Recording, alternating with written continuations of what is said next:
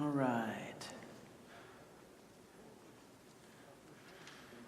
1:32.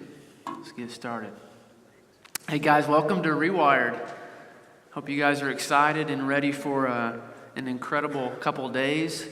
It's going to be fun. God's blessed us with some incredible weather, right? It's just beautiful out there. And so it's going to be an awesome time. Thank you so much for making the choice to be with me. My name is Lance Lang, and I am the founder of Hope is Alive Ministries. I'll tell you just a little bit about our ministry before we get started this morning. We're a nonprofit organization.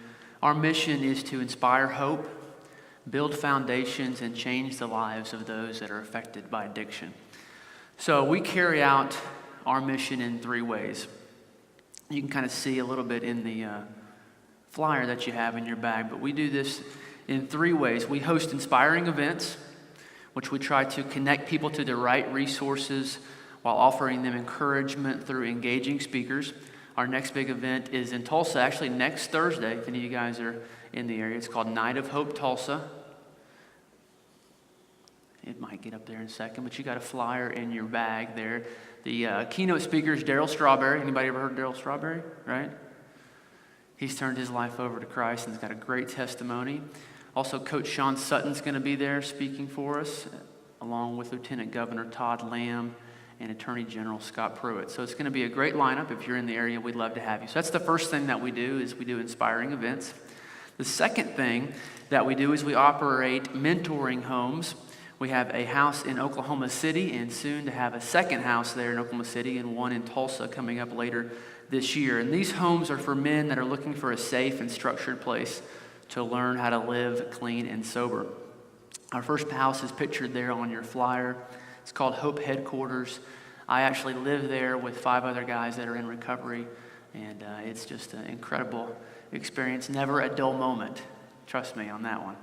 It's an exciting time. The third piece of our ministry is called the Family Services piece, and this is where we work with individuals and families who are needing anything from referral services to addiction assessments to interventions, counseling. We host support groups, and in fact, we partner with churches all across the state of Oklahoma, and we provide addiction resources to them and to their members and to their staff members, helping churches understand more about how to engage with recovering addicts, their families, and help them walk out of this disease and into freedom. And so if your church is at all interested in partnering with Hope is Alive, I'd love to speak with you about that afterwards.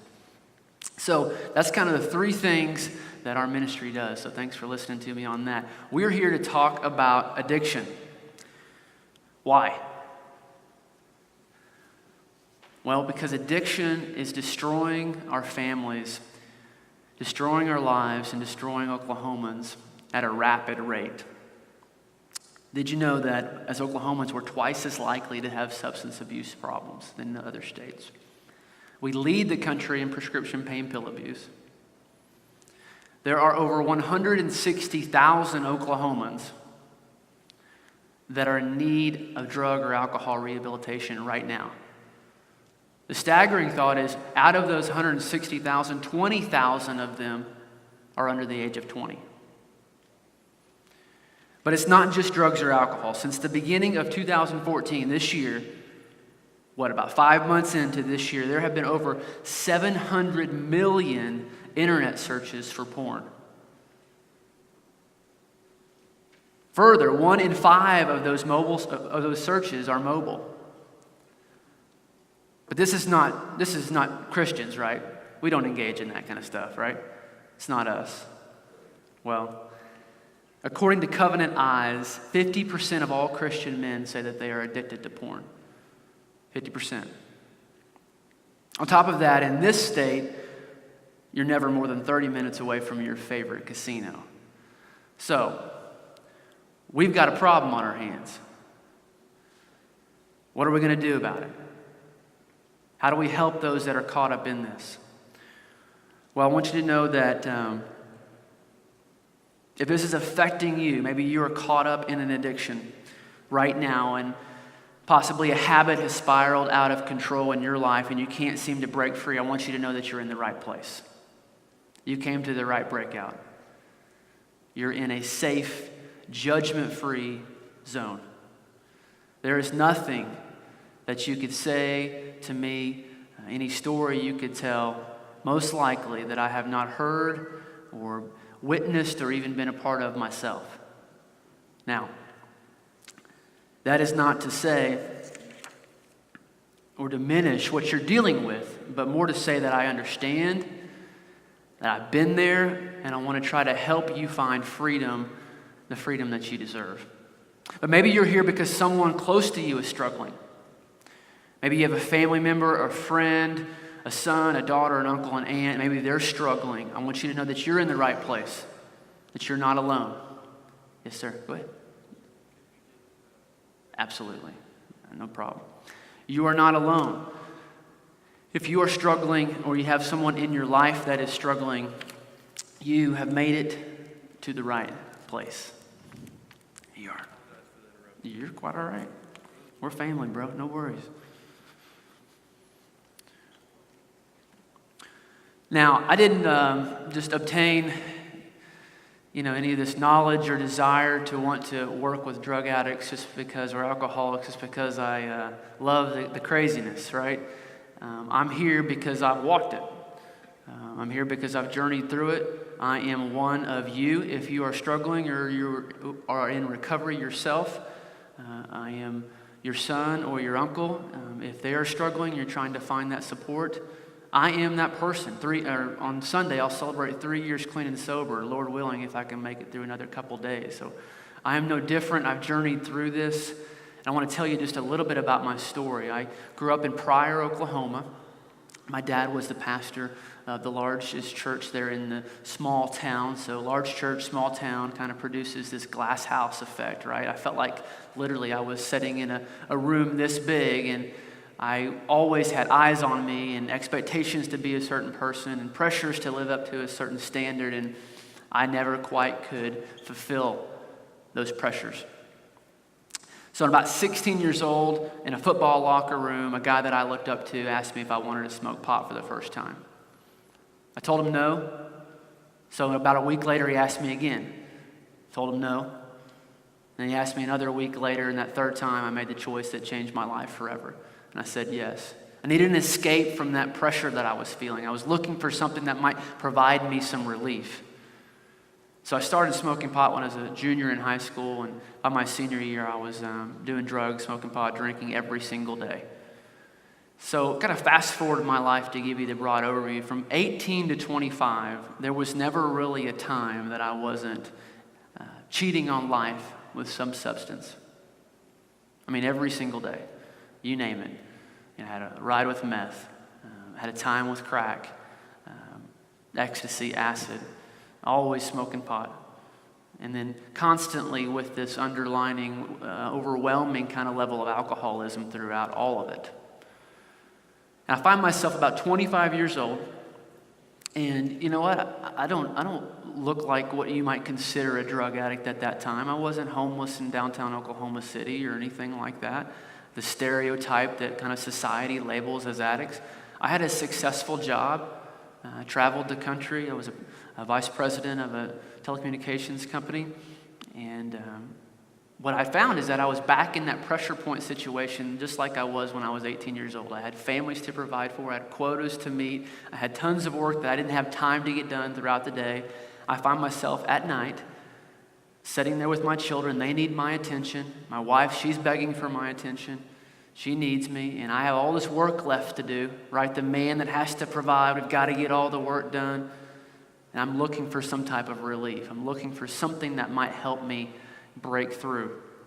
And I open a medicine cabinet, and I see a bottle of pills. And I can remember it very clearly. I just grabbed that bottle of pills and threw back a handful, and then I was off and running. That night, I found what I thought was a perceived hope. But if any of you have dealt with addiction, you know that one is not enough and 1,000 is too many, right?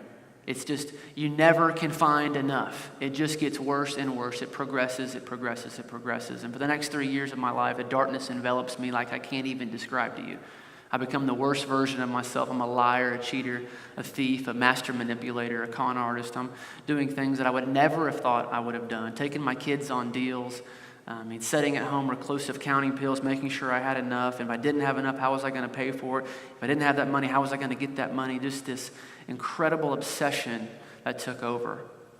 By the end of that 3 years, a normal day looked to me about 30 Lortabs and snorting about 15 Oxycontin and drinking a bottle of vodka. So that's kind of where it went in about a 3-year period, guys. Some of you know this, right? You've lived it, you understand it exactly. Some of you have no clue. That's where it goes. I'm very thankful to be alive at those kind of levels. But you know what? We serve a God of the second chance. Amen? And on April 27th, 2011, God changed everything about my life and set me on a course to do something totally different, something I never in my wildest imagination thought I'd be doing. And he used my background in the ministry with my father and this unique ability to relate to drug addicts because I am one. And he blended it together and has given me a voice. And so I'm here today to kind of offer up what I've learned over these past 3 years. I've put it to word in a couple different versions. You can pick them up outside our booths out there. I've written a couple books. My second one dropped yesterday, and I'd love for you guys to pick those up. But that's kind of where or how you get to today with me and kind of a little bit about my story. And so there might be something that is holding you down and that you can't seem to break free of. And I want you to pay really, really close attention to some of these steps that we're going to walk through. And the first part of what we're going to talk about is if you yourself are struggling with an addiction. If this is you, you are caught up in something that's holding you back. It's been tough to put to words. You've been holding it secretively. We're going to talk about that. We're going to walk through some steps. And I want to push you to action some of this by writing down some notes. But it might feel a little uncomfortable for you to be writing down notes and your partner not be writing down notes because they're not struggling. So what we're going to do is we're all going to write down everything. Okay? Can I get your agreement on that? That way there's no weirdness here. There's no shame, right? We're just all going to write down everything so no one feels awkward at all. We're going to cut through some of the shame, guys. Okay? I want you to know if you're struggling, man, just cut through some of that. We're here together. We're family. Break through any of that weirdness or awkwardness.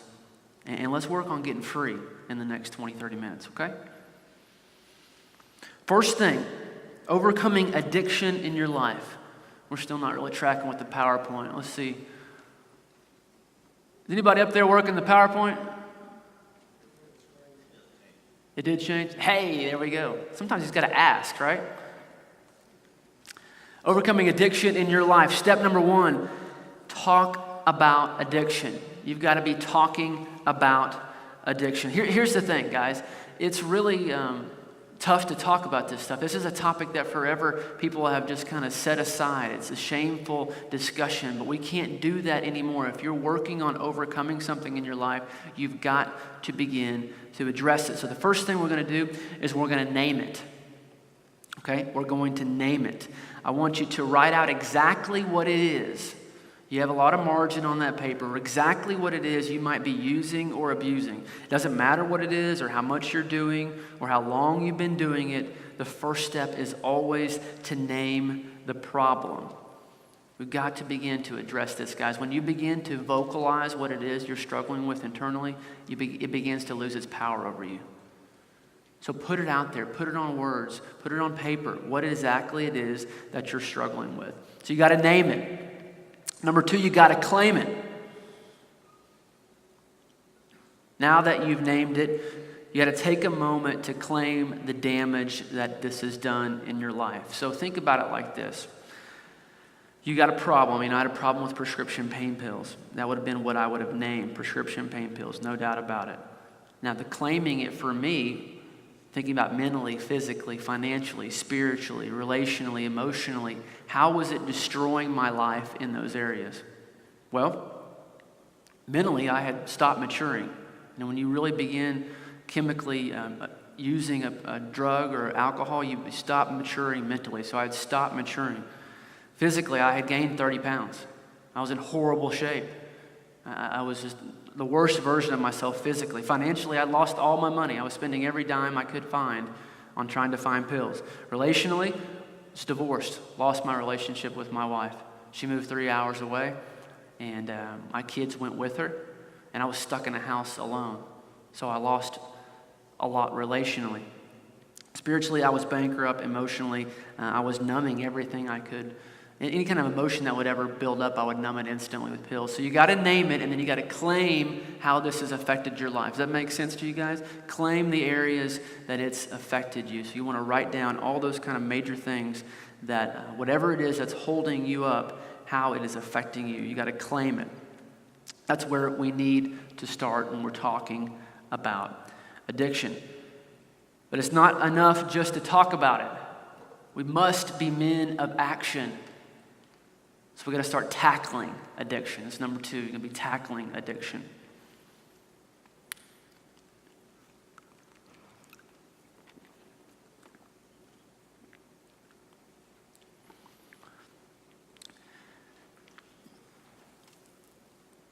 Addiction is not something that just solves itself naturally. It doesn't just resolve in your life. Like I told you how things progress with me, it always gets worse. That's what I tell folks all the time. It never is going to get better unless you start taking some action. You've got to begin to take some action. So the first thing I want you to do is I want you to get a plan. You've admitted that there's a problem, and you're starting to work towards a solution. There are a lot of great resources out there. There are tons of stuff that you can get involved with. But the most proven way to overcome an addiction in your life is walking with others who have found sobriety. So who's in here is in a kind of a support group of any type? Anybody just raise their hand at all? AA, Celebrate Recovery, anything like that? Yeah, those are great support groups. I'm sure you guys would attest that walking with others that have struggled with what you struggle with has been extremely important, right? Can I get some head nods on that? Absolutely, that's extreme. That's why I live with other guys in recovery. I mean, that's a big part of my recovery is that I'm actually living with these men who are trying to do the same thing I'm trying to do. 99.5% of the world is not trying to live clean and sober. Do you guys get that? Right? We talked about this earlier. That's why it's so hard for young people to walk out of addiction and into sobriety, because the rest of the world is shoving down our face another kind of lifestyle. So we've got to get hooked up with people that are trying to do the same things that we're doing. So we need a plan. So how do we begin to formulate? Well, here's a few options. Get a good drug and alcohol counselor. Find a solid support group. Start going to Celebrate Recovery if you've got one at your church or there's a neighboring church that has one. Pick up some books that have some good resources. Install a porn blocker on all of your devices. Guys, you need to do that when you leave here if you don't have one on there right now. Okay, that's great. That's what we need to be doing. Plans. We've got to plan out our practical steps to walk out of some of this stuff. But plans are only as good. Let me actually back up before I say that. What I want you to do on your piece of paper is write down 3 action steps right now. 3 action steps. And hey, if you've been sober 5, 6, 7, 8 years and you're in here, that's okay, right? We can always get better. We can always re-engage. So what are 3 things you need to do to get yourself back going, back on the track you need to be, back in your program? 3 action steps. I want to challenge you to write 3 action steps to get your plan going. Like I was beginning to say, plans are only as good as those that are holding us accountable to follow through with them, right? We're not always the best at holding ourselves accountable. We need somebody. That's why the number 2 thing we need to do is phone a friend. It's like Who Wants to Be a Millionaire, right? You got to phone a friend. You've got your plan. You've claimed the problems that it's caused in your life. You've named the overall problem. Now that you have your plan, you need to phone a friend. Identify one person. Go ahead and think about this right now. Write it down. Identify one person in your life that you can trust. Someone you know that has your best interest at heart. Someone you know will listen. Set a time to visit with them in a place that you can be open. You can be honest and you can be vulnerable. And just explain to them what's going on. Find this person and as best you can, get the courage. And these conversations aren't easy. I do these with guys every single day, and they're tear-filled, they're emotional, they're hard to do. But this is where the freedom begins to take place. Sit down with somebody. I'd be glad to be that person for you, by the way. I don't care where you live. We'll get on the phone and do it. But find somebody that you can be real with and begin to tell them about what's been going on, and then tell them your plan. Ask them to hold you accountable to carry out this plan. And then here's something that's really important. Give them permission to call you out. Give them permission to call you out. Look, accountability goes both ways. We all want to talk about accountability. It's everywhere. It's the buzzword, right? We got to be accountable. We got to be open. It's really easy to ask somebody to be accountable or hold you accountable. What's not easy is to then give them permission to actually call you out on your stuff and not duck out behind the counter at the grocery store when you see them, or not constantly hit ignore. Accountability goes both ways. You must be willing to be held accountable. And you have to find a partner that's willing to hold you to it. You can't have your best friend that's not going to hold you to it. You got to find somebody that loves you enough to hold your feet to the fire. So we've named it. We've claimed it. We found a plan, and we found a friend. And that's good. That gets you on your path. One of the toughest things about sobriety, and what I talk to a lot when I go to treatment centers and spend time with folks kind of in their aftercare situations when they're walking out of the treatment center, maybe they're 30, 60, 90 days into this. What often is missed in those kind of situations is how are you going to practically walk out of the old triggers and the old traps that used to bring you down? I call these traps, like I said, the traps of addiction. That's the third point there. And you must identify your traps.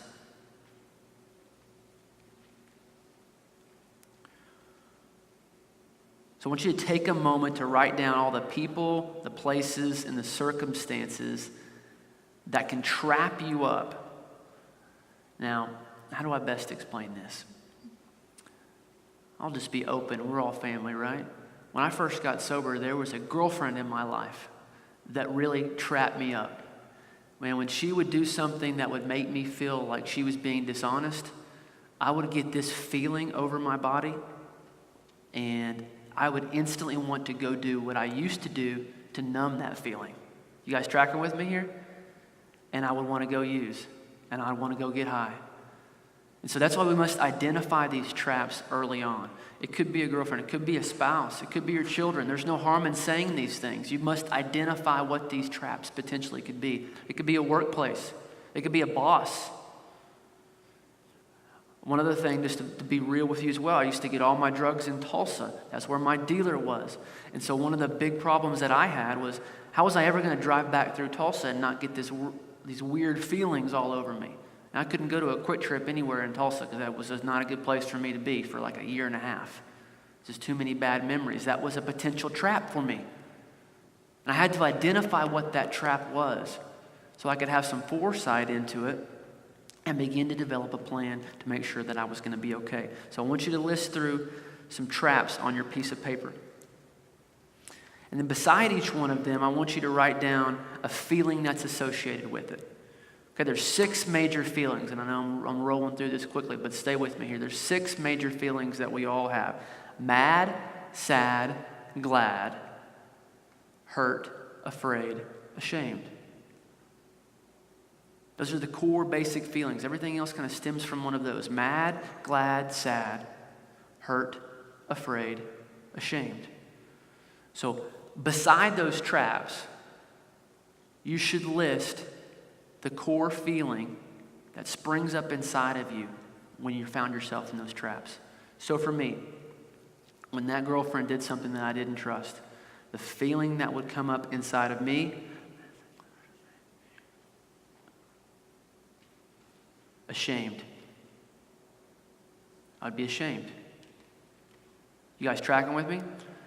Associate a feeling with these traps. Why would we do this? Why would we put together a feeling? Because that way we have an indicator physically when we find ourselves in a trap to help remind us that we're there. So let's say I'm on the phone with this person and she says something that's weird and I instantly get these feelings of feeling ashamed.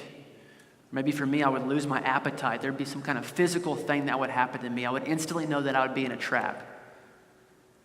And so what we want to do is the second step is we want to identify some small steps. Small steps help us to walk ourselves out of these traps.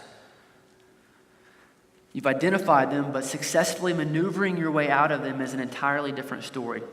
Because this is so difficult, what I suggest is that we make the process as simple as possible. So we go back to those bullet points and we identify a small step that helps us to walk out of these traps. So for me, the small step that I would associate with that specific example is that I would hang up with that person, or I would try to find my way to get out of that interaction, and I would call my sponsor. That's my small step. I have a sponsor in AA, and I would call him immediately. He knows everything about my situation. He knows my plan. He can hold me accountable to getting me out of that small step. To getting me out of that trap by that small step. So small steps can be anything. They could be calling your accountability partner. They could be memorizing scriptures and reciting them to yourself. They could be praying. You could call a time out and excuse yourself from a situation. You could go outside and walk and get some nature in. You could listen to music. You could exercise. You could read a book.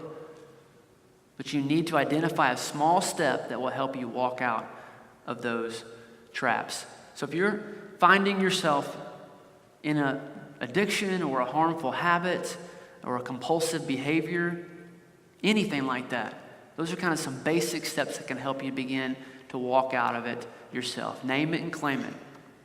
Okay, then you've identified it. Then you get yourself a plan. Find you somebody that will hold you accountable to that plan. And then you begin thinking about, what are the situations that will cause me to stumble? What could bring me back into this habit? By identifying your traps, looking at your feelings surrounding those traps, and developing some small steps to walk out of them. Everybody good on that? Cool. So we've talked about anybody that might be struggling with something. And I want to let you know that I will be sitting at my booth the rest of the day. If anybody wants to come and talk to me about something like this personally, I'm here. I'm here to help, and I want to. But there's some of you that are in here that are struggling with a loved one, a family member. You've got a child, or you have somebody that's in your life right now that's struggling with addiction, and you need some guidance to help maybe walk through some of those situations. So real quickly, I want to go through the 5 rules that will help you overcome addiction in the life of a loved one.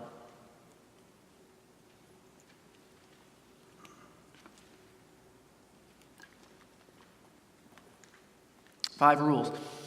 Rule number 1, take care of yourself so that you can take care of others. Take care of yourself so that you can take care of others. Here's the deal. You have a son that's hooked. You are no good to him if you're messed up. Your father's struggling. Your spouse is struggling. You're absolutely no help to them. If you're overworked, if you're overstressed, if you're not sleeping right, if you're not eating right, if you're operating out of fear, or if you're out of church. Now, what this disease wants to do to us is shame us into a corner. And it wants us to disconnect from our Sunday school group. It wants us to disconnect from our small group. It wants us not to talk about this. It wants us to stay out of the public, to not go to church. We got to do the opposite of all of that. Okay? Take the mask off this sucker. If someone in your life is struggling, it doesn't mean that you've done anything wrong. So don't feel the shame of it. Express it. Find someone that will be willing to listen and help you. But understand that you cannot take care of this if you have not taken care of yourself. You got to take care of yourself. That's rule number 1. You got to stay in your routine. Do the things that help you find relief. Like I said, don't quit going to church. Start going more. Take care of yourself because no one else will. Rule number 2, you can't do this alone. Rule number 2, you can't do this alone. The tendency that we have, especially as parents, and I'm a parent, I have a 12-year-old son, a 9-year-old daughter. What is a tendency as parents that we have? We think we can fix any problem our kids have. So come on, give me a witness here. Anybody at all with me on that? We feel like we can fix it, right? That's what we do. I mean, okay, they hurt. Okay, we'll put a Band-Aid. They're hungry, we'll feed them. They need some clothes, we'll get some clothes. Somebody bullying my kid, I'll go beat them up. Whatever the case may be. We feel like we can take care of our kids. This situation is a little bit different. We cannot love, enable, or support our sons, daughters, aunts, uncles into sobriety. There's no amount of love that's going to change them. Okay? You cannot do this alone. You need some help. You got to be willing to raise your hand. And I know I'm repeating myself a little bit, but I want to just encourage you. It's okay to ask for help in these situations. You need it. It's certainly understandable. You can't tackle this alone, so ask for help. Number 3, this is not a moral failure. This is not a moral failure. That's why I'm encouraging you to drop any guilt and shame and to talk about it, because it's not a moral failure. Now, it could have started as a moral dilemma or a series of poor choices.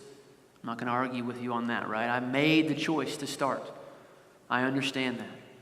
I did a lot of things wrong that I shouldn't have done. But at some point, when we cross over that line to addiction, it's not a moral failure anymore. It's classified as a disease. It's a sickness that needs treatment. It needs a plan. If you have a son or daughter that had cancer, you'd certainly take them to a hospital and set them up on the right kind of recovery plan, would you not? If they had diabetes or something like that, you do the same thing. So why would we treat addiction any differently? It's not a moral failure, so help kind of overcome some of that guilt and shame around this. You need to understand that whatever your loved one's going through, it's not a moral failure. The more you begin to think like this, the more it enables you to take the stigma of guilt and shame away and to find the true freedom that the person is struggling with that they need. It doesn't mean, I want you to know this, parents, it doesn't mean you failed as a parent. It doesn't mean that God doesn't love you either. It happens to a lot of people. Addiction doesn't discriminate. Doesn't care what your last name is, what your bank account looks like, what kind of car you drive, what kind of house you have, where you're from. It does not care. So drop that stigma and ask for help. And number 4, don't live in denial. Don't tell yourself it'll just go away. Don't tell yourself, oh, it's just a phase he's going through. Don't convince yourself that your love will change them. I know I'm kind of getting on some people a little bit, but it's important. We're doing it for a good reason here. This is the lie that the enemy wants to convince us is true, is that, oh, well, our love will change them. We'll just give them a little bit more. Maybe if we just help them into this house, or we pay for this, or we do this. Those are just lies that continue that cycle of denial. We've got to get out of that. Don't think you can fix it, like I said, but get a team around you that can help you walk through this. Number 5, maybe the most important rule when you're dealing with somebody that's just continuing to break your heart because they're struggling with something that you don't understand. Number 5 is that they are not themselves. They're not themselves. Maybe it's you struggling right now, and you can admit that I'm not me right now. Addicts aren't themselves when they're struggling with this kind of stuff. I was not the person you see today 3 years ago. I was a horrible person. Horrible. And I had to remind people over and over again when I apologize and make my amends. Still just a few days ago, I said, I'm so sorry. I just wasn't me. That's not who I am. And whoever you're dealing with, whoever's on your mind right now, they're not them either. They're under control. They are hooked on something they don't know how to get away from. Most likely they're tired of it just as much as you're tired of it. Like me, I was done with any fun or feeling good or getting high years ago. I just didn't know how to walk myself out of it. I didn't know how to stop. So if you're dealing with someone that's struggling, rule number 5 is very important. They're not themselves.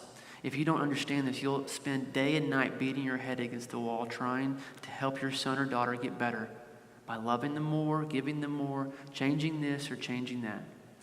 Unfortunately, even with the intentions that are the best, the outcome can remain the same.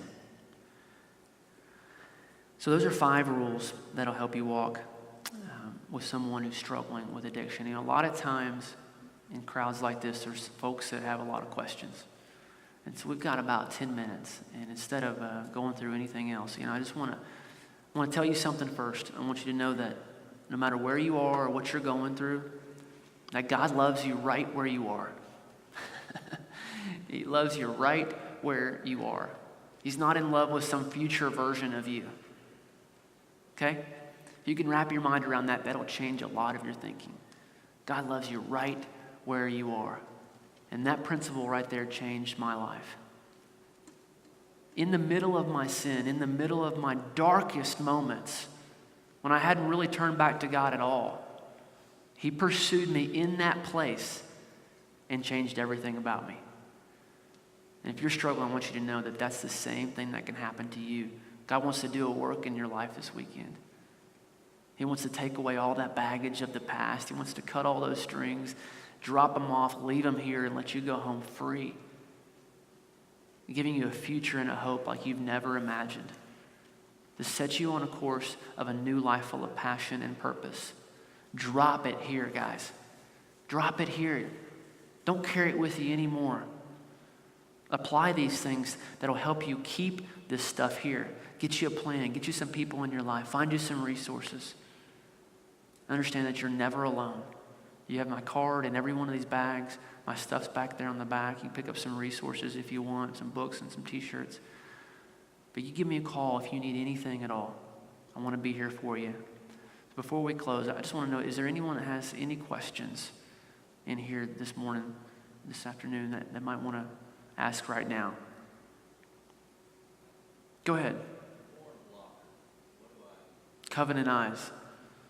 Covenant eyes? Have you heard of that? No. Okay. Yeah, covenant eyes is the best one. That's the one I always recommend. Yep, there you go. Perfect. Thanks, Bubba. I got a booth right out there. If you don't have a porn blocker on all your stuff, guys, what are you waiting on?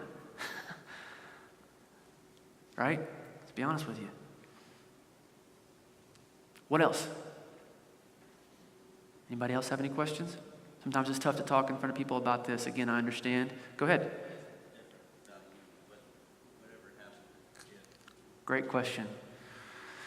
I sometimes forget to kind of draw that circle back because my wife left and she ended up divorcing me and getting remarried.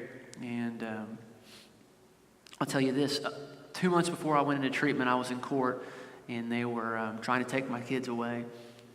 And I hadn't paid child support. I'd given up visitation. My parents were taking care of them when it was my turn.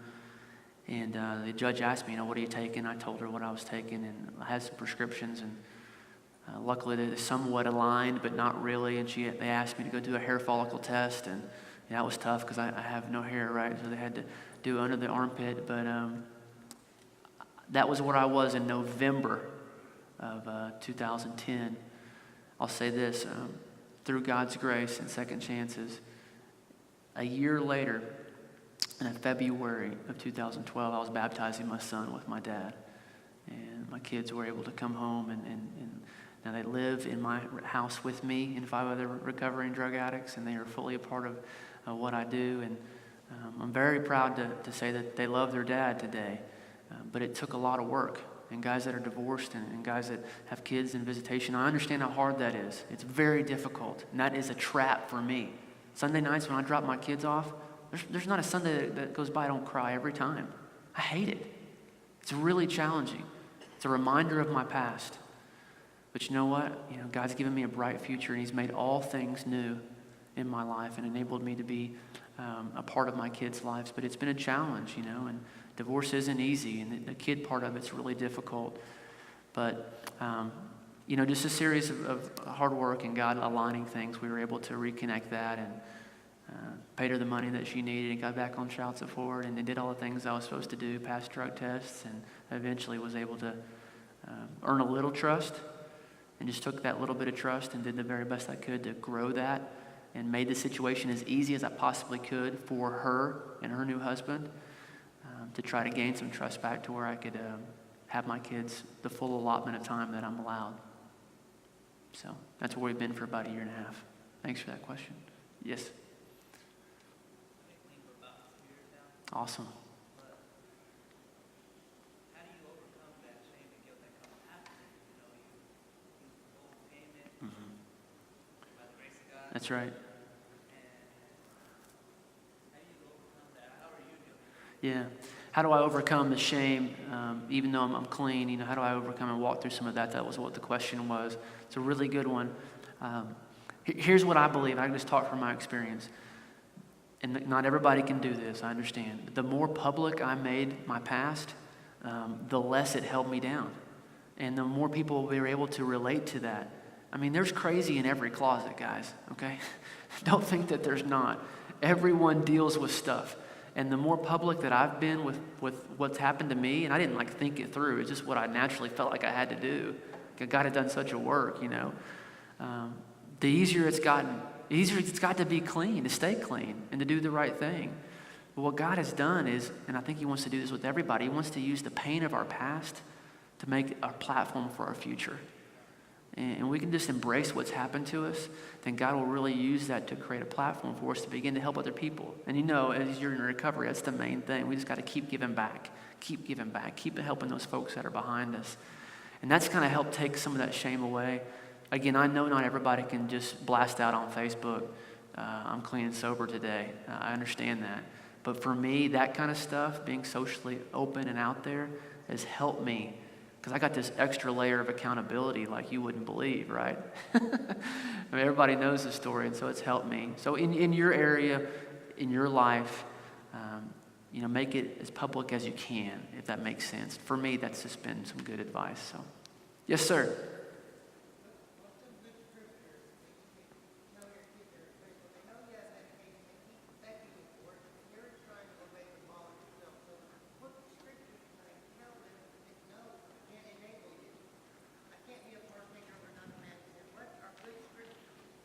Well, that's a good question. What are some good scriptures to tell your children that will help them understand that you can't enable them?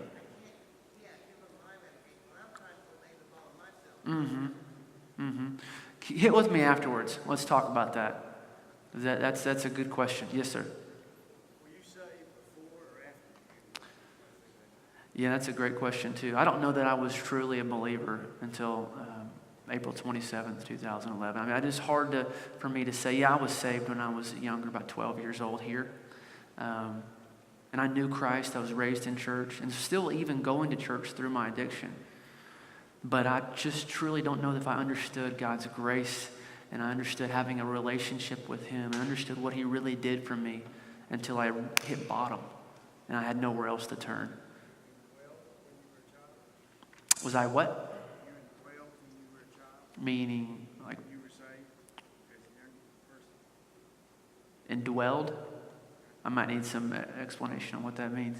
Well, when we're saved, Christ indwells us at a certain point in our life.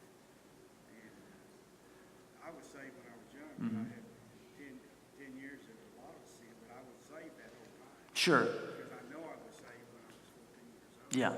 And like I said, I believe I was saved here at music camp when I was about 12 years old. But, understanding God, having that daily relationship with him, feeling him within me. I mean, it just took me a while. It took me a long road of brokenness to really be able to find that personally.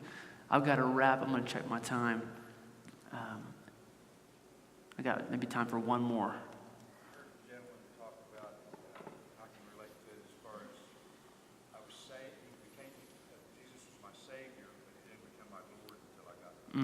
That's right. Yeah, I think that is the transition. It becomes a point where you realize there's nothing else that matters. And maybe that's for me. It was the time that I fully committed my life to Christ. And that was it. Guys, gal, thank you all for coming so much.